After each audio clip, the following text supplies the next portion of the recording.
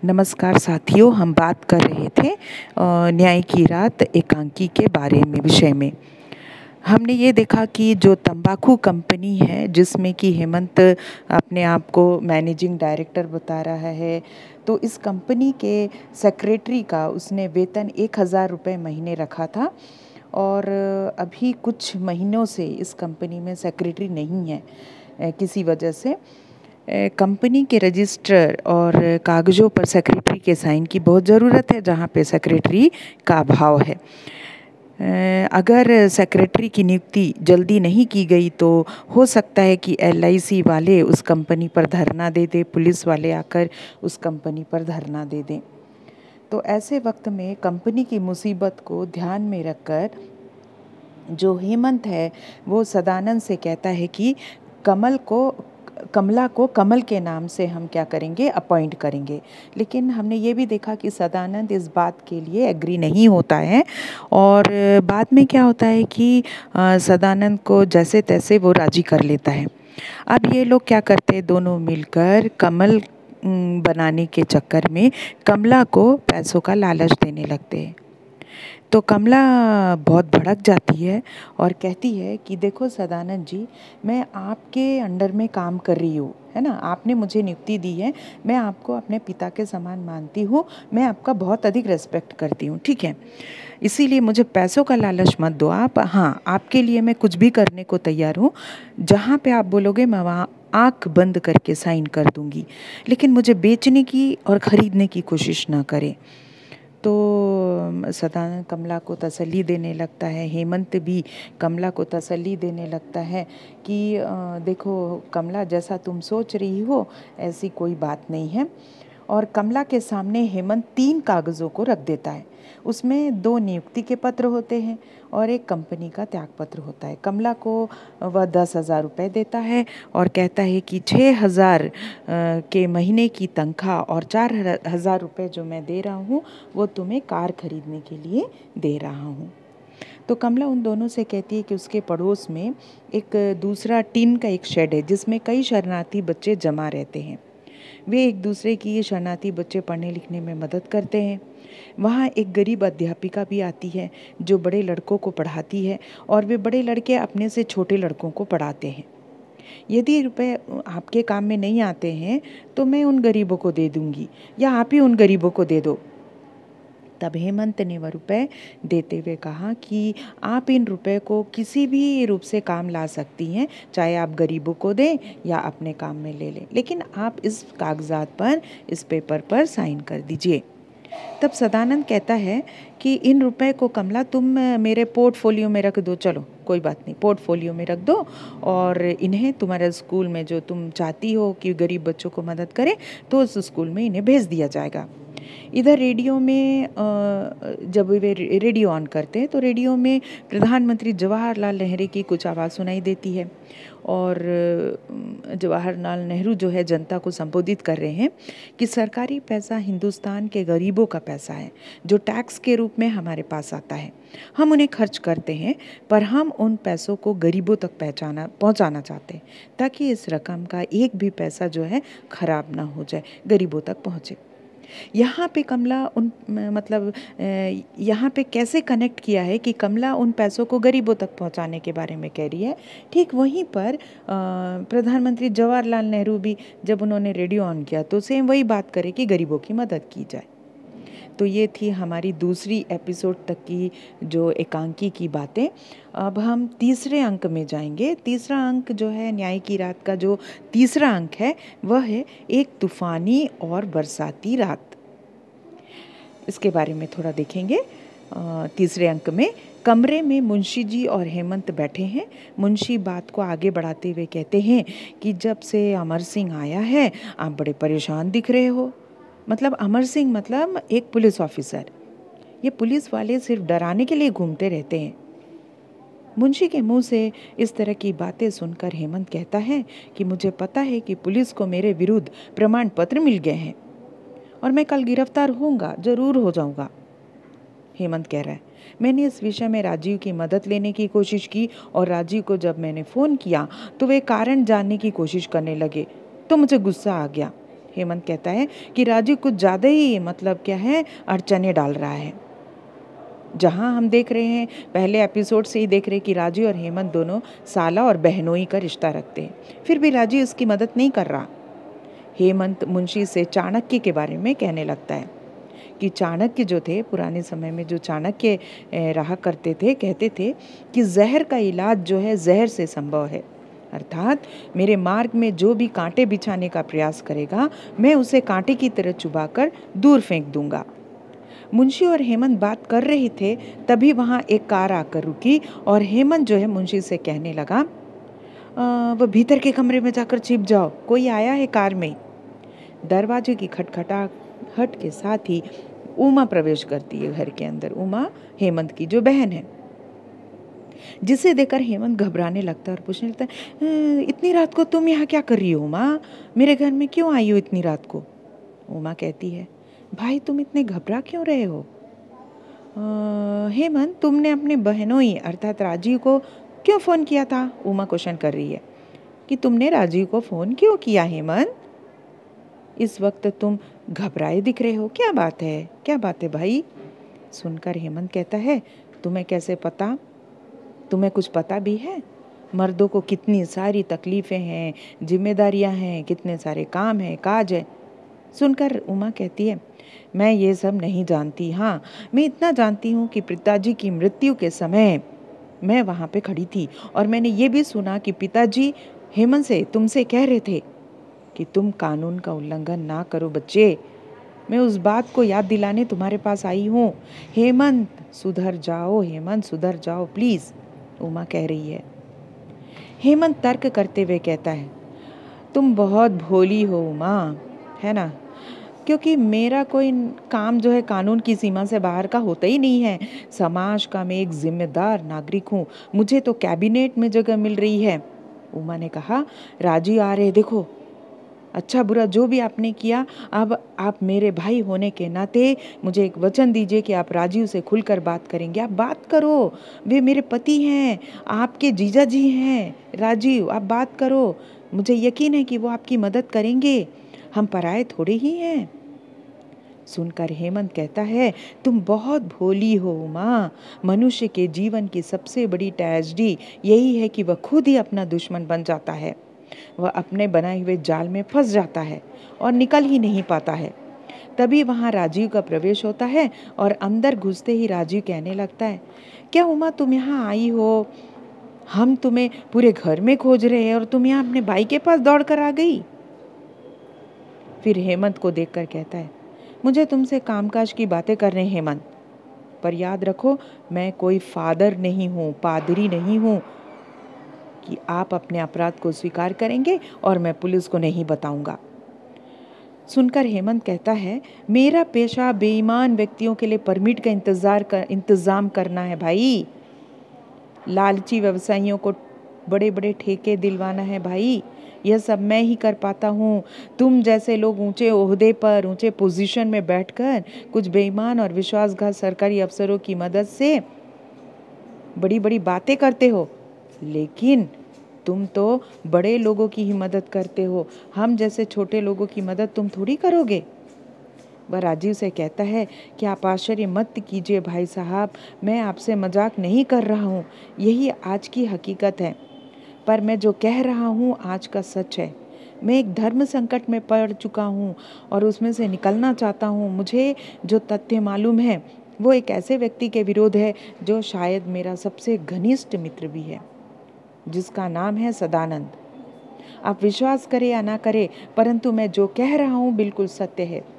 पिछले कुछ सालों से मेरे मित्र ने कुछ ऐसे काम किए हैं जो सचमुच गैर कानूनी हैं। वह आपका मित्र है, अतः उसने जो भी काम किया मैं चुपचाप करता रह गया। मुझे स्वप्न में भी ध्यान नहीं था कि इतना बड़ा सरकारी अफसर इतना बेईमान होगा। सदानंद ने मुझसे कहा था कि सरकार अमुक व्यवसाय के लिए पैसे देने को तैयार है। मैं अपने अमीर जानकर उसके पास गया। तब सदानंद ने न केवल उससे रिश्वत ली बल्कि मुझसे भी उसने रिश्वत ली है। राजीव सबूत की बात कहता है तो हेमंत उससे समाज सेवा की बात कहता है। बहुत सारे नौजवान लड़के लड़कियां काम की तलाश में मेरे पास आते हैं। हेमंत कह रहा है, 3-4 महीने पहले एक जवान लड़की आई थी जिसे सदानंद ने मुझे भेजा था, जो बहुत सुंदर थी। उसे मैंने अपने कंपनी का सेक्रेटरी बनाया, 6,000 रुपये महीने का वेतन भी दे रहा हूँ। मैं चाहे तो इन सब के पक्के प्रमाण आपको दिखा सकता हूँ। राजीव को यह बात सुनकर मन ही मन बहुत गुस्सा आने लगा कि ये इंसान अब भी नहीं सुधरेगा, जब उसे जेल जाने की नौबत तक आ चुकी है।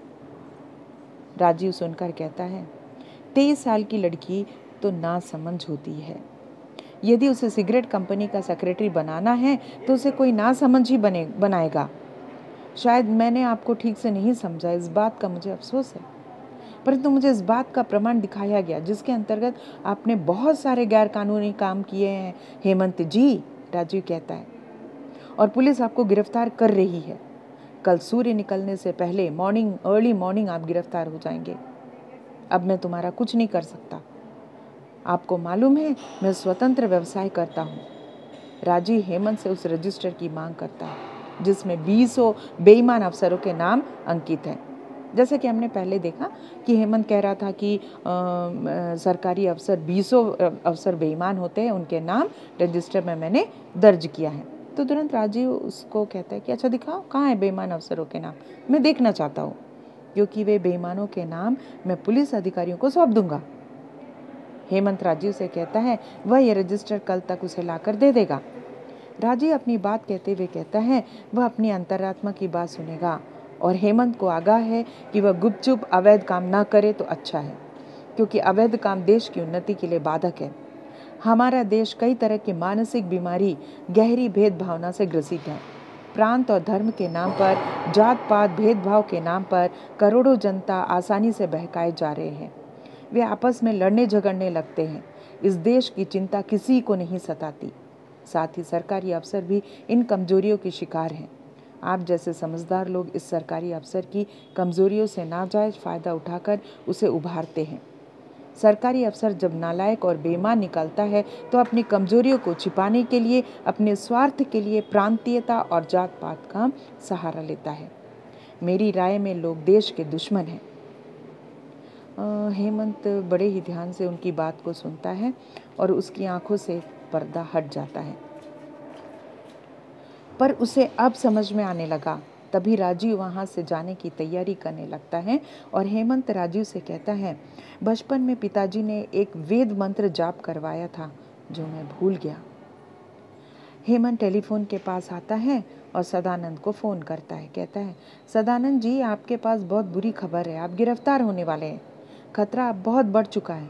आपके नाम की गिरफ्तारी वारंट है। आप तुरंत यहाँ पहुँचे, मैं आपका इंतज़ार कर रहा हूँ। यहाँ कोई नौकर चाकर भी नहीं है, आप आ जाएं। हेमंत का मुंशी वहाँ कमरे में छिपा बैठा है। जहाँ जाकर हेमंत उसे पुकारता है, मुंशी निकल कर बाहर आओ, राजीव को सारे रहस्य पता चल चुके हैं। राजीव एक सरकारी अफसर है। ओ माय गॉड, मुझे पता ही नहीं चला कि मेरा जो बहनोई है मुझसे ही छिपा गया, बातें छिपा गया। तो यहाँ पे मैं क्लियर करना चाहती हूँ कि अंत में हमें ये समझ में आ रहा है कि राजीव जो है वो एक सरकारी अफसर के रूप में नियुक्त है। वह छिप छिप कर देश के सभी व्यापारियों के बीच उठता बैठता है। आज मुझे ये बात समझ में आ गई कि तुम्हारा यह कच्चे तंबाकू वाला रजिस्टर हीरे मोती से भी ज़्यादा कीमती हो चुका है। यह राजीव अपने आप को बहुत चालाक समझ रहा है, पर मैंने भी कोई कच्ची गोलियां नहीं खेली है। उसे अब समझा दिया कि जीवन भर वह याद रखेगा। देखो मुंशी, मैं तुम्हें हर बात बता देता हूँ, अतः तुम दीवार पर कान लगाकर बात सुनने की आदत अब बदल डालो। ये ठीक नहीं है। मैं तुम्हें सारी बात बता रहा हूँ, फिर छुप छुप कर क्यों बातें सुनते हो? तभी अचानक कार के हॉर्न बजने की आवाज़ आती है। मुंशी चोर दरवाजे से भीतर की ओर भाग जाता है। हेमंत के दरवाज़ा खोलते ही सदानंद घर में प्रवेश करता है। वह बहुत घबराया हुआ था। हेमंत उससे कहता है कि वो उसे पहचाना नहीं। आपको मैंने इसलिए बुलवाया है क्योंकि आपकी आज़ादी के लिए अब चंद समय है। अब आप गिरफ्तार होने वाले हैं। हेमंत, ध्यान से सुनो, तुम गिरफ्तार होने वाले हो। इसकी सूचना मुझे मिल चुकी। मैं उसका नाम आपको नहीं दे सकता। आप भले ही कितने बड़े देवता क्यों ना हो जाओ, परंतु आपका पुराना रिकॉर्ड अब नहीं बदल सकता। सदानंद कहता है, उसने कसम खा ली कि भविष्य में किसी भी तरह का भ्रष्टाचार वह नहीं करेगा। तुमने जो 20-25 हजार रुपये उस दिन दिया था, वह भी मैंने उस स्कूल को दे दिया। सच्चाई यही है कि तुम किसी दानव से कम नहीं हो, राक्षस हो हेमंत, तुम राक्षस हो। सदानंद कह रहा है, बहुत गुस्से में सदानंद, तुम्हारी और मेरी राह बिल्कुल अलग है बिल्कुल। तुमने जो मेरे ऊपर आरोप लगाया, मैं रिश्वत लेकर ठेके देता हूँ और हिस्सा देकर परमिट जारी करता हूँ और अपनी ऊंची स्थिति का अनुचित लाभ उठाता हूँ। मैं भी देख लूँगा कौन माई का लाल मुझे गिरफ्तार करेगा। हेमंत कहता है, तुम्हें जरूर गिरफ्तार किया जाएगा। यानी कि हाँ, हम इस एपिसोड में क्या देख रहे हैं कि सदानंद के ऊपर हेमंत इल्ज़ाम लगा रहा है और सदानंद हेमंत को कह रहा है, मैं भी देखूंगा कि मेरे ऊपर कैसे कोई इल्ज़ाम लगा सकता है, मुझे कैसे कोई गिरफ्तार कर सकता है। तो दोनों के बीच की जो कंट्रोवर्सी है उसको हम इस एपिसोड में थर्ड पार्ट में, तीसरे भाग में देख रहे हैं। अब मैं यहाँ पे एक बात और बताना चाहूँगी कि जहाँ पे जो है सदानंद हेमंत से कह रहा है कि तुमने मेरे ऊपर आरोप लगाया है और पुलिस जो है छापा मारकर पेपर ले गई, तो जिस पर मैंने कमला से हस्ताक्षर लिए, तो मैं एक बात तुम्हें बता देता हूँ कि इस बात के दो ही गवाह हैं, वो तुम हो या कमला हो। जहाँ तक कमला की बात है, मैं अच्छी तरह जानता हूँ, वह मेरे खिलाफ कभी गवाही नहीं देगी, उस पर मुझे पूरा विश्वास है और वह हरगिज मुझे धोखा नहीं देगी। यदि तुमने मेरे खिलाफ गवाही दी तो याद रखो, मैं तुम्हें माफ़ नहीं करूँगा। मुझसे बुरा तुम्हारे लिए कोई नहीं होगा। तुम्हारे जैसे झूठे मकार आदमी कहीं नहीं मिलेंगे। तुम शैतान हो, शैतान के बाप हो। सुनकर हेमंत कहता है कि आप बहुत खुश नसीब हो कि आप मेरे घर आए। अभी अभी मुझे ऐसे व्यक्ति के रूप से खबर मिली जिसके साथ आपका भविष्य बंधा हुआ है।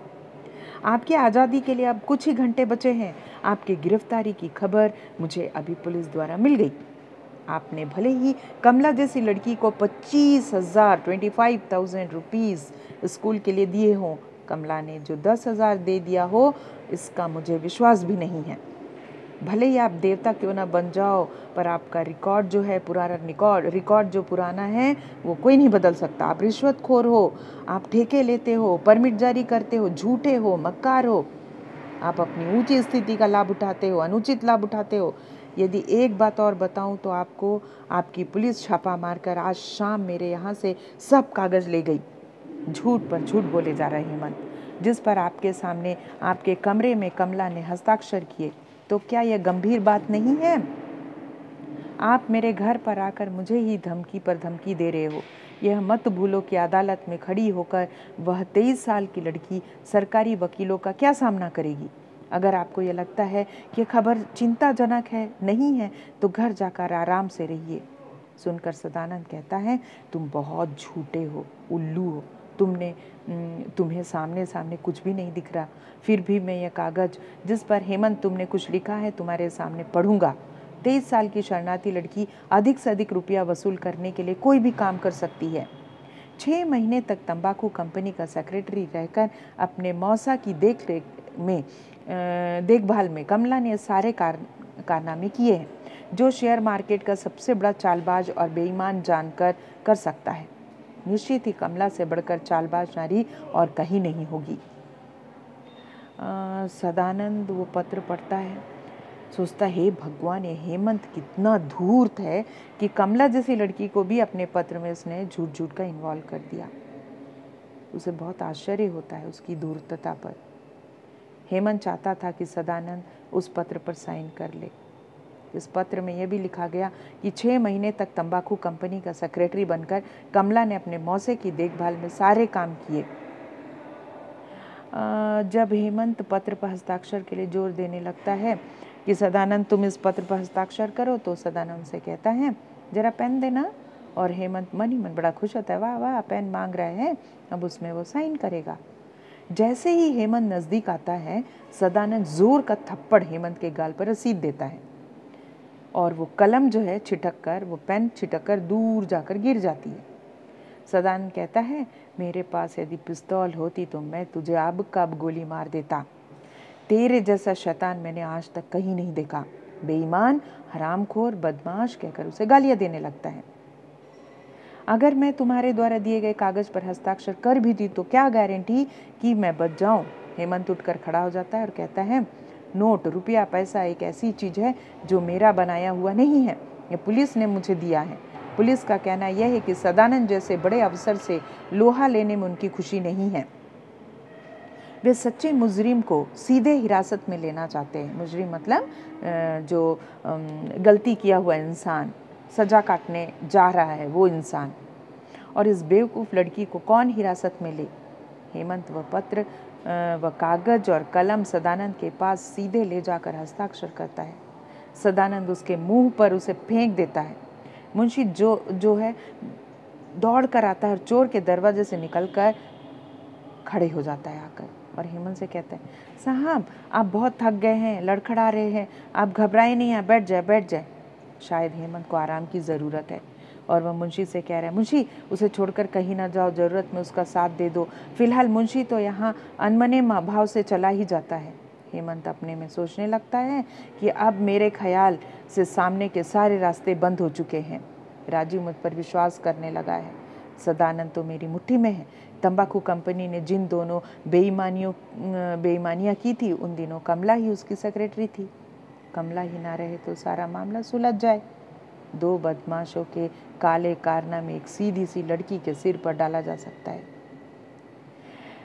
हाँ, यहाँ तक की कहानी मैंने यहाँ पे क्लियर किया। मतलब अब हेमंत का जो बुद्धि है, क्रूर बुद्धि, उसके अंतर्गत हेमंत अब क्या कर रहा है, कमला को निशाना बनाना चाह रहा है। मतलब कमला को मारने का वो प्लान कर रहा है। तो बाकी की जो बातें हैं वो हम नेक्स्ट एपिसोड में देखेंगे और तीसरा भाग जो है वो कंटिन्यू करेंगे। तो यहाँ तक के लिए आप ज़रूर सुने और इस कहानी को समझने की कोशिश करें। मैं जानती हूँ कि ये जो न्याय की रात है थोड़ा आपके लिए कॉम्प्लिकेटेड हो सकती है, लेकिन फिर भी सरल रूप में, सीधे रूप में आप इसको थोड़ा लर्न करेंगे तो रीड करेंगे और थोड़ा सुनने की कोशिश करेंगे। बाय।